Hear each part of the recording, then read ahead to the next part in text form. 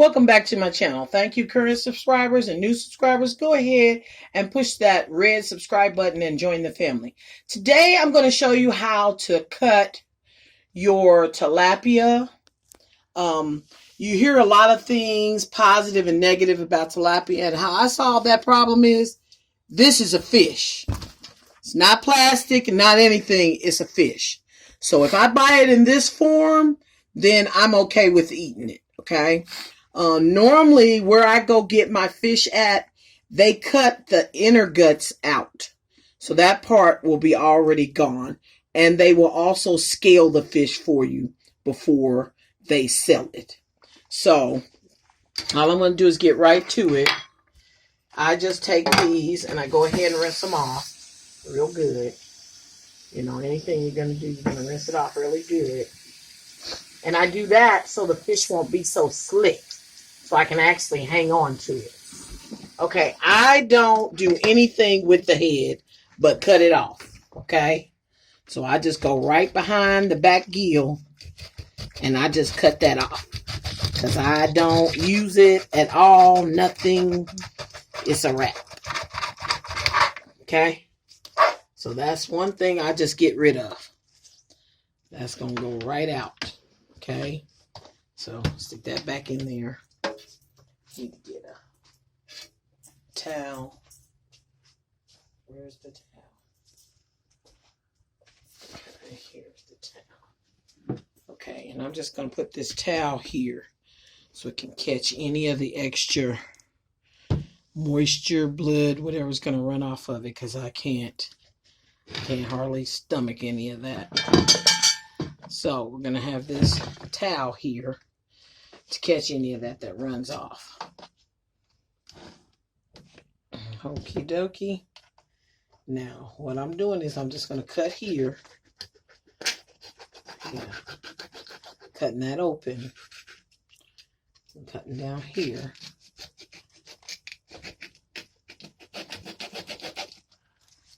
You see that? Just cutting that open.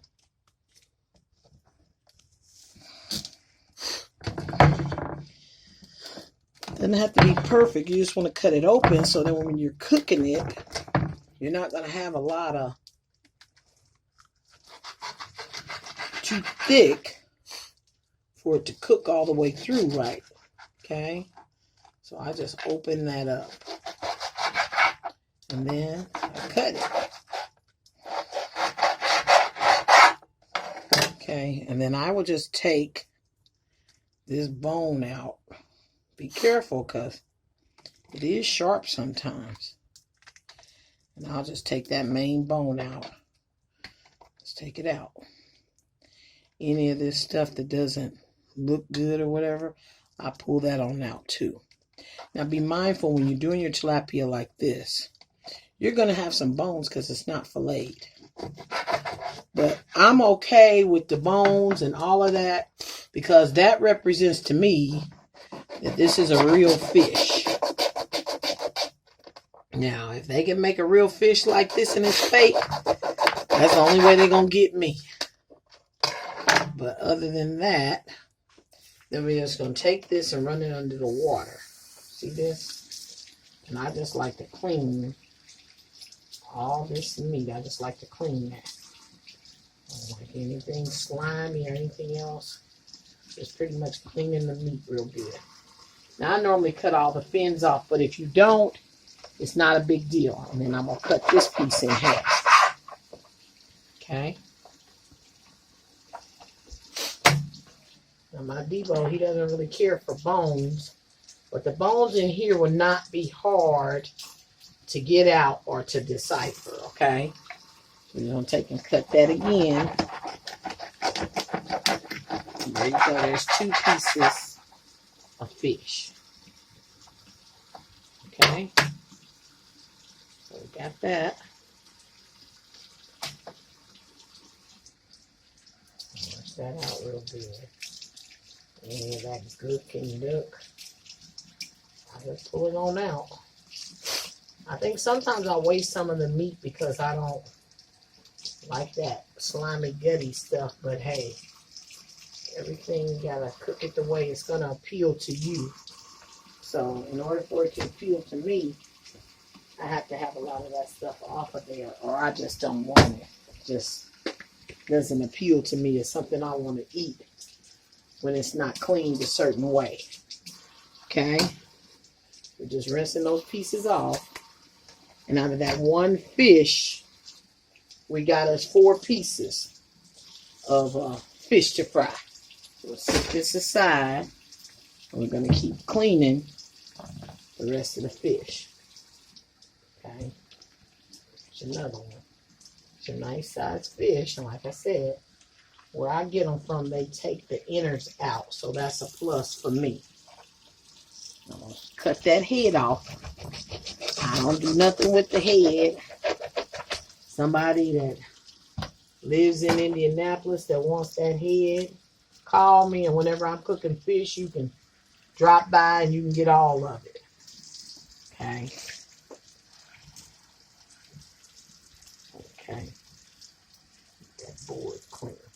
And like I said, where I buy my fish at, they take the scales off of it. So that's just one more plus for me. Another way you can do it is you go ahead and cut this sideways. And there's another cut. Sideways.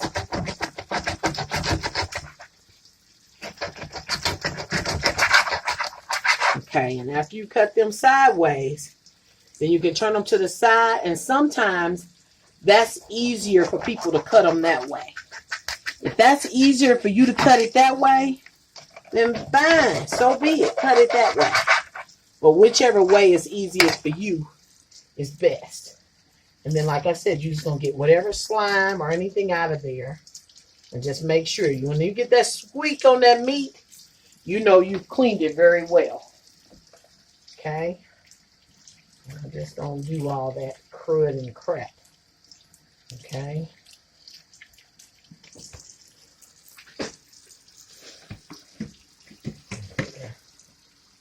Bowl. And I always cut this open from one side or the other, because I like to make sure I have meat in there when I get done. Once I start frying, now be careful, because it does got bones in it. Okay.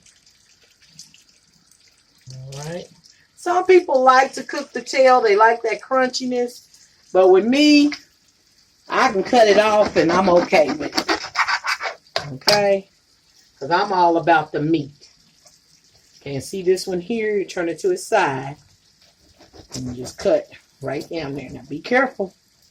Like I said, even when you're holding it, there's bones in there. So sometimes you can be holding it too tight and one of them bones will get in your hand. So you be careful. Okay, and we're just cleaning that meat. Yeah. If it doesn't look good or whatever. Like I said, when you hear that squeaking, you know you cleaned the meat real well. And if you can take the bone out, take the bone out. But sometimes you take too much of the meat. So I leave it. Now, I don't know how to cut it to fillet it. So if I learn that, I'll let y'all know. But so far, I don't know how. So I just open it up any way I know how and clean it so I can cook it. I'm trying to see how many pieces I got going here. That might be enough. Let's see. Because I got some buffalo fish I'm going to cook too. Okay, so what we're going to do is just going to rinse these two off. And we're going to leave these for another time. And we'll just have those another day. Okay?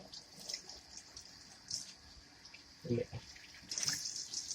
Now, I might as well, while I'm at it, go ahead and cut the heads off, because I'm not doing nothing with the head no time. No way. So, this can just make the job next time when we cook the next ones that much more easier. So, just go ahead and rid myself of these heads right now. And I won't have to worry about it. Okay. Go ahead and clean that while you're at it. Clean all that nonsense out there. And then you can just put this to be frozen in the freezer. And this will be that much easier when you want to cook fish on another day. That'll just make it easier on you. And I always have a lot of the bags saved. So all I'm going to do is take some of these grocery bags that I saved. And take one of them. I'm going to put that fish down in it and wrap it up. Yep. And then we're going to take the other one, put it down in it, and wrap it up.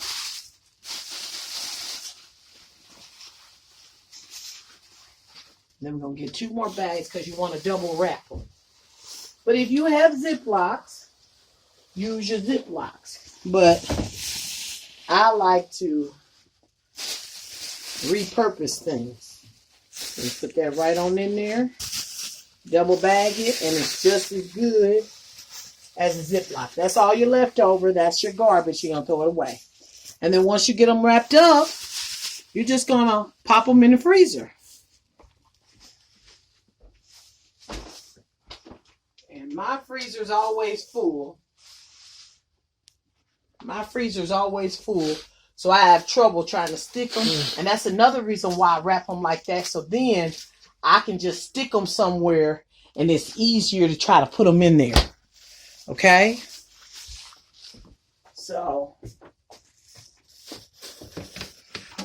there's your meat. And all you got to do is bread that and fry it. Thanks for watching. Tell me how it goes for you when you buy the whole fish versus the fillet.